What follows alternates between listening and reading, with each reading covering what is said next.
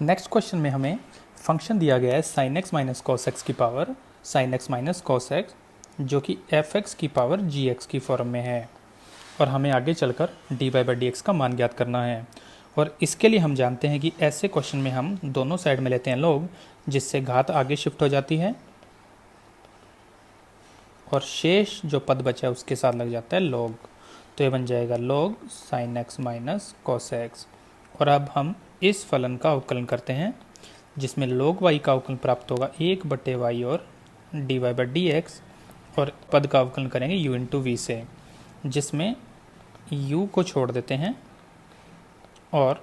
v का यदि अवकलन करें तो पहले अवकलन होगा log का, तो बनेगा 1 sign x minus cos x. और उसके बाद अंदर वाले फलन का अवकलन करें तो साइन एक्स का अवकलन होगा कॉस एक्स और माइनस कॉस एक्स का बन जाएगा प्लस साइन एक्स। इसी प्रकार यदि हम log sign x minus cos x को छोड़ दें तो फर्स्ट फलन का हमें अवकलन करना पड़ेगा, जो कि हमें फिर से प्राप्त होगा cos x प्लस में sin x। अब इसमें ये से ये पद तो हो जाएगा कैंसिल और शेष पदों में से कॉमन आ जाएगा cos x plus sin x,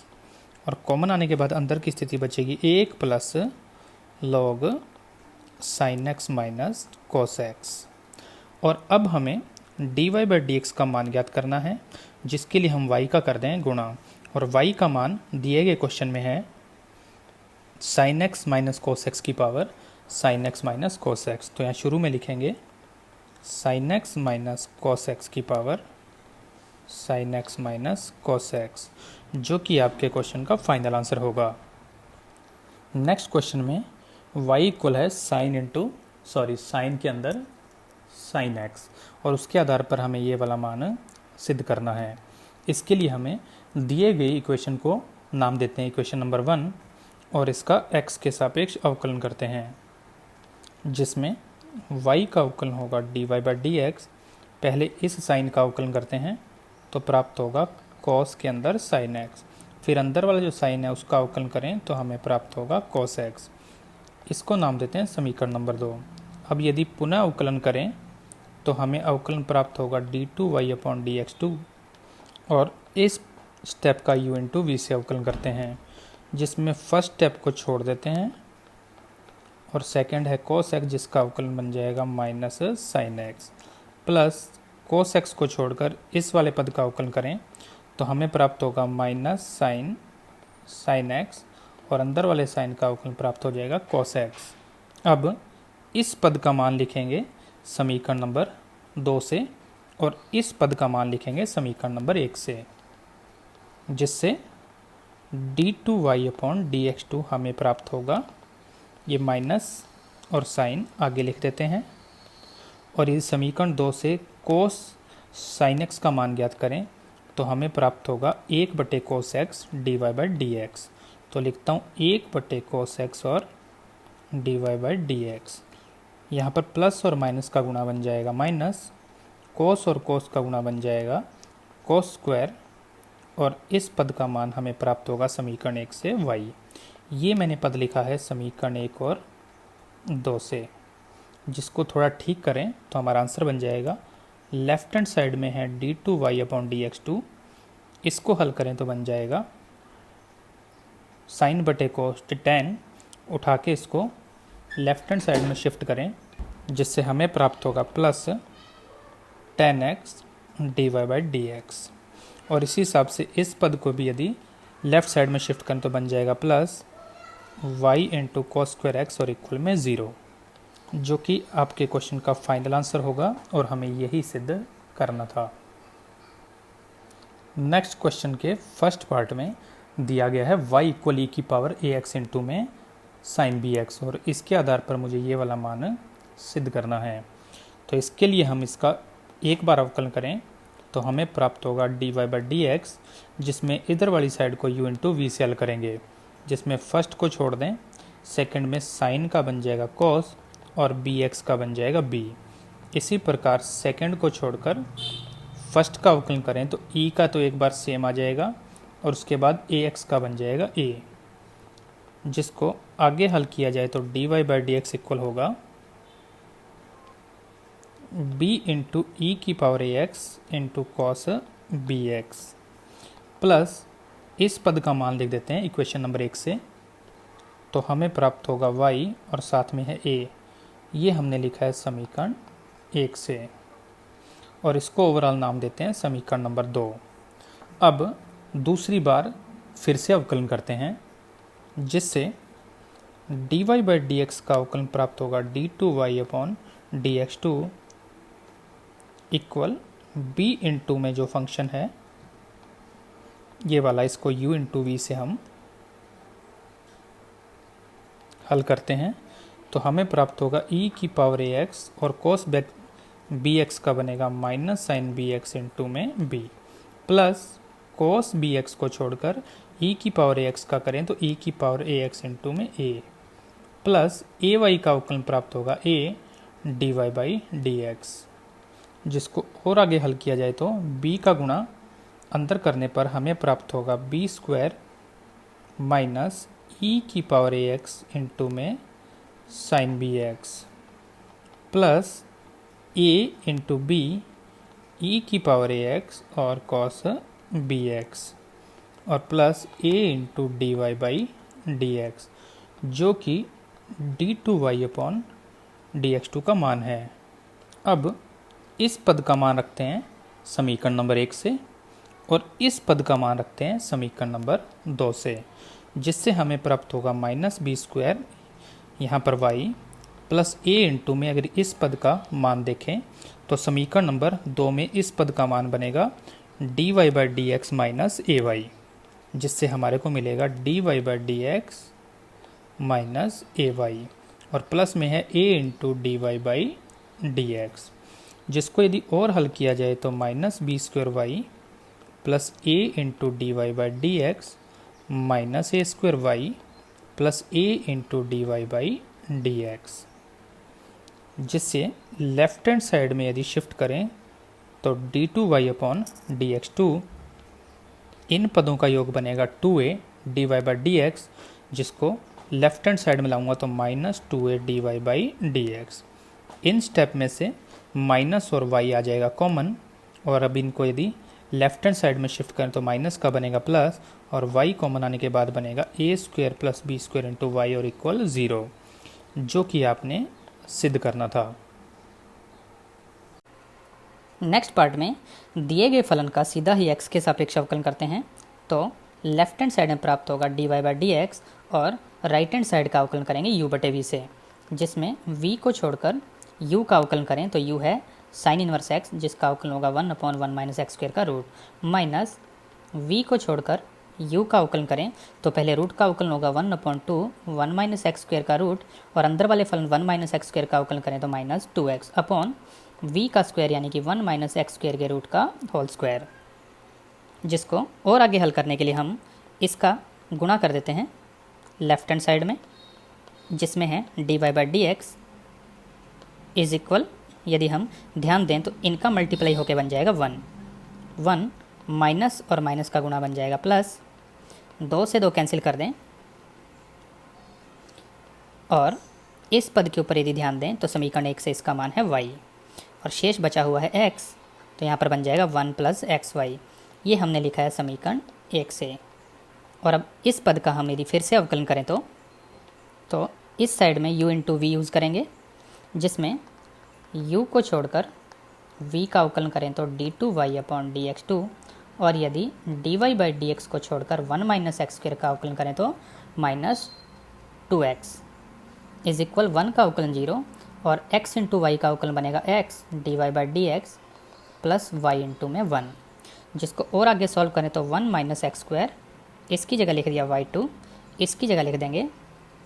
y1, तो यहाँ पर बन जाएगा माइनस 2x और y1 is equal x into y one plus 1। सबको एक ही साइड में शिफ्ट करें तो 1 माइनस एक्स स्क्वायर और y2, ये वाला पद इधर आएगा तो इधर आके इसमें जुड़ने से बन जाएगा माइनस 3x y1 और 1 को भी इधर लाएँ तो minus 1 is equal to the 0। Sorry, इस पद में y था तो यहाँ पर प्राप्त होगा y और यहाँ पर भी y, जो कि आपके क्वेश्चन का फाइनल आंसर होगा और हमें यही सिद्ध करना था। नेक्स्ट क्वेश्चन नंबर 16 में हमें रोल प्रमेय का सत्यापन करना है। जिसमें फर्स्ट पार्ट में दिया गया फलन है जो कि निश्चित ही सर्वत्र सतत और अवकलनीय फलन के रूप में वर्गीकृत नहीं है। इसके लिए हम इस अंतराल में इस फलन के मानों पर विचार करते हैं। तो यदि हम यहाँ देखें तो x का मान 0 से छोटा नहीं हो सकता, वरना इसका मान काल्पनिक संख्या हो जाएगा, और 0 से छोटा मान इस अंतराल में शामिल ही नहीं है। इसका मतलब ये हुआ कि दिए गए अंतराल में इस फलन f(x) का मान सदैव वास्तविक होगा, अर्थात दिए गए अंतराल में f(x) सतत होगा, जिससे रोल प्रमेय की पहली शर्त पूर्ण होती है। इसी प्रकार हम लोग f(x) का मान भी ज्ञात करते हैं, जिसको u/v से यदि हल किया जाए तो फर्स्ट को छोड़कर सेकंड का अवकलन बनेगा 1/2√x, और √x को छोड़कर x माइनस 2 का अवकल किया जाए तो 1, जिससे ओवरऑल f(x) की वैल्यू हमें मिलने वाली है x माइनस 2/2√x प्लस में √x, जिसको नाम देते हैं समीकरण नंबर 2। अब इस खुले अंतराल में यदि हम ध्यान दें तो इस f(x) का मान सदैव वास्तविक संख्या होगा, जिसका मतलब खुले अंतराल 0-2 में f(x) अवकलनीय होगा। और अंत में हम लोग f(0) और f(2) का मान ज्ञात करते हैं तो हमें प्राप्त होगा 0 माइनस 2 इंटू √0, जिससे फाइनली मिलेगा 0, और f(2) मिलेगा 2 माइनस 2 और √2, जिससे फाइनली मिलेगा 0, जिसका मतलब f(0) इक्वल है f(2). अतः रोल प्रमेय की तीनों शर्तें पूर्ण होती हैं। इसलिए खुले अंतराल 0-2 में न्यूनतम एक बिंदु C ऐसा जरूर होगा जिसके लिए f(c) का मान 0 हो। अब समीकरण 2 में किए गए अवकलज f(x) की सहायता से f(c) का मान ज्ञात करते हैं, जिसको सॉल्व करने पर हमें प्राप्त होगा c माइनस 2 और 2c बटे में √2c is equal to the 0, जिसको आगे हल किया जाए तो 3c माइनस 2 इक्वल 0, यानी c का मान प्राप्त होगा 2/3, जो कि खुले अंतराल 0-2 के मध्य कोई बिंदु होगा। अतः दिए गए फलन के लिए रोल प्रमेय सत्यापित होती है, जो कि आपके क्वेश्चन का फाइनल आंसर है। नेक्स्ट पार्ट में दिया गया फलन है x माइनस 1 गुणा में x माइनस 3, जिसका आपस में गुणा करें तो प्राप्त होगा x² माइनस 4x प्लस में 3, जो कि 2 घात का बहुपद है, और बहुपद फलन सर्वत्र सतत और अवकलनीय भी होते हैं। अतः यह विशेष तौर पर इस दिए गए अंतराल में सतत भी होगा और अवकलनीय भी होगा। इसके बाद हम f(1) और f(3) का मान ज्ञात करते हैं, जो कि हमें प्राप्त होगा 1 माइनस 4 प्लस 3 यानी कि 0, और 3 स्क्वायर माइनस 12 प्लस 3 यानी कि 0। इसलिए f(1) बराबर है f(3). इसका मतलब रोल प्रमेय की तीनों शर्तें पूर्ण होती हैं। इसलिए खुले अंतराल 1-3 में न्यूनतम एक बिंदु C ऐसा अवश्य होगा जिस पर f(c) बराबर 0 हो। और अब f(c) का मान ज्ञात करने के लिए इस पद का अवकलन करते हैं, जो कि हमें प्राप्त होगा 2x माइनस 4। इसलिए f(c) प्राप्त होगा 2c माइनस 4 इज इक्वल 0, जिससे c का मान प्राप्त होगा 2, जो कि निश्चित तौर पर 1 और 3 के मध्य का कोई बिंदु है। अतः दिए गए फलन के लिए रोल प्रमेय सत्यापित होती है, जो कि आपका फाइनल आंसर होगा। नेक्स्ट क्वेश्चन में हमें लाग्रांज प्रमेय का सत्यापन करना है, जिसके फर्स्ट पार्ट में दिया गया फलन है, जिसके सारे पदों का आपस में गुणा करने पर हमें प्राप्त होगा x³ minus 6x² plus 11x minus 6, जो कि एक 3 घात का बहुपद है। और हम जानते हैं कि बहुपद फलन सर्वत्र सतत और अवकलनीय होते हैं। अतः दिया गया फलन बंद अंतराल 0-4 में सतत और खुले अंतराल 0-4 में अवकलनीय होगा। अतः इससे लाग्रांज प्रमेय की दोनों शर्तें पूर्ण होती हैं। इसलिए खुले अंतराल 0-4 में कम से कम एक बिंदु C ऐसा होगा जिसके लिए f(c) equal F B minus F A upon B minus A हो, जिसमें एफ डैश सी का मान ज्ञात करने के लिए हम इसका अवकलन करते हैं। तो हमें प्राप्त होता है 3x² माइनस 12x प्लस में 11, जिससे एफ डैश सी का मान हमें मिलेगा 3c² माइनस 12c प्लस 11। और एफ बी का मतलब है f4 और एफ ए का मतलब है f0 अपॉन 4 माइनस 0, जिसमें f4 का मान हमें प्राप्त होगा 6 और f0 का मान भी हमें प्राप्त होगा 6 और बटे में है 4, सॉरी माइनस माइनस बन जाएगा प्लस 6, जिसके आधार पर 12 में 4 का भाग देने पर हमें मिलेगा 3, यानी ओवरऑल ये इक्वेशन बन जाएगी 3c² minus 12c plus 8 equal 0, जो कि एक द्विघात समीकरण है जिसको श्री धराचार्य सूत्र से हम हल करते हैं। तो हमें c का मान प्राप्त होगा minus b plus minus b² minus 4ac within the root upon 2a, जिसको आगे हल करें तो 12 प्लस माइनस रूट 48 बटे में 6, जिसको हल करें तो 12 प्लस माइनस रूट 48 का मतलब होगा 4 रूट 3 और बटे में 6, जिसको और हल करें तो 12 बटे 6 का मतलब 2 प्लस माइनस 4 बटे 6 का मतलब 2 बटे 3 और रूट 3, जिसमें दोनों ही मान दिए गए खुले अंतराल 0-4 में शामिल होंगे। अतः दिए गए फलन के लिए लैग्रांज प्रमेय सत्यापित होती है, जो कि आपके क्वेश्चन का फाइनल आंसर होगा। नेक्स्ट क्वेश्चन में एक फंक्शन इस प्रकार दिया गया है और जिसके लिए हमें लैग्रांज प्रमेय को सत्यापित करना है। इसके लिए मैं पहले बंद अंतराल 1-3 में इस फलन के सततता की जांच करूंगा और उसके लिए मैं सिर्फ बिंदु एक ही लूँगा x बराबर 2, जिसके लिए मुझे 2 पर फलन के मान की आवश्यकता होगी, जिसका मतलब है f2 और इक्वल 2 यहाँ होने की वजह से फलन लिया जाएगा 5 माइनस एक्स, तो हमें प्राप्त होगा 5 माइनस 2 यानी कि 3। अब ज्ञात करते हैं बाईं सीमा, जिसका सूत्र होगा f2 minus 0 is equal limit h tends to 0 f2 minus h। 2 minus h का मतलब 2 से कम, यानी ये अंतराल, और फलन लिया जाएगा 1 प्लस x। तो हमारे पास बन जाएगा limit h tends to 0 1 plus x के स्थान पर 2 माइनस h, जिसमें लिमिट अप्लाई करें यानी h का मान 0 रखें तो हमें प्राप्त होगा 3। और इसी प्रकार दाईं सीमा यदि ज्ञात करें तो हमें प्राप्त होगा f2 plus 0 is equal limit h tends to 0 f2 plus h, जिसमें 2 प्लस h का मतलब 2 से ज़्यादा और फलन यूज़ किया जाएगा 5 माइनस x, जिससे मान प्राप्त होगा लिमिट h टेंस टू 0 और 5 माइनस x के स्थान पर 2 प्लस h, जिसमें अप्लाई करें लिमिट तो हमें प्राप्त होगा फिर से 3। अब चूंकि ये तीनों मान एक जैसे आ रहे हैं, इसका मतलब दिया गया फलन x बराबर 2 पर सतत होगा, इसलिए दिया गया फलन इस बंद अंतराल में भी सतत होगा। नेक्स्ट हम खुले अंतराल 1-3 में अवकलनीयता की जांच करेंगे और उसके लिए हम केवल बिंदु x बराबर 2 पर ही विचार करेंगे, जिसके लिए हमें आवश्यकता होगी f2 की, जिसका मान है 3, f2 माइनस h की, जिसका मतलब बनेगा 1 प्लस 2 माइनस h यानी कि 3 माइनस h। इसी प्रकार f2 प्लस h की, जिसका मतलब है 5 माइनस 2 प्लस h यानी कि 3 माइनस h।